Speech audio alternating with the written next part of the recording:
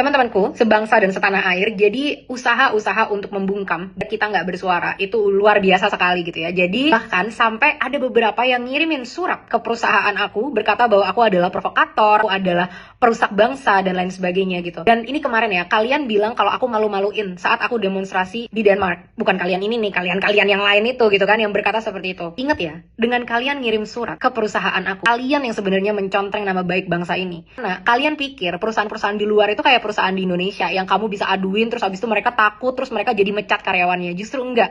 Justru perusahaan yang tempat aku bekerja sekarang malah merasa kok begini banget apa yang terjadi. Emang di Indonesia tuh kayak gitu ya? Kok ini jadinya kayak harassment ya? Padahal kan kamu punya kebebasan berpendapat gitu. Nah, siapa yang memalukan bangsa sendiri nih? Orang-orang di Denmark yang tadinya nggak tahu tentang Indonesia, nggak aware tentang situasi politik di Indonesia. Bahkan perusahaan aku sama sekali nggak tahu gitu ya dengan apa yang terjadi di Indonesia karena memang aku sibuk dan aku tetap bekerja seperti biasa. Akhirnya mereka malah jadi tahu dan malah jadi makin merasa empati dengan perjuangan yang kita jalankan gitu. Dan tolong dipisahkan aja ya, apa yang aku sampaikan ini nggak ada hubungannya sama perusahaan aku lah. Mereka kan memang bergerak di industrinya renewable energy, sustainable energy. Terus apa hubungannya sama politik? Apa hubungannya dengan kebebasan berbicara? Dan di negara seperti Denmark, kebebasan berbicara itu dijunjung sangat tinggi dan sangat dihargai. Demokrasi itu adalah harga mati buat mereka. Jadi justru dengan kalian mencoba gitu ya membawa perusahaan ke sini, hati-hati. Nanti yang ada malah Indonesia dilihat sebagai negara yang bahkan tidak demokratis. Ini akan mencoreng sama sekali nama baik kita sebagai bangsa. Yang kedua, personal attack ya. Jadi serangan-serangan yang munculnya itu memang sudah personal di mana-mana gitu teman-teman. Dan ini benar-benar kayak memalukan gitu menurut aku gitu ya. Kalau memang intinya untuk substansi perjuangan kita, ayo sama-sama yuk kita kolaborasi. Gimana kita perbaikin argumentasinya, gimana kita bikin makin bagus. Semakin banyak kolaborasi, semakin banyak suara kita akan semakin kencang. Tapi kalau udah masuknya ke personal attack gitu ya, ini cuma menunjukkan bahwa kalian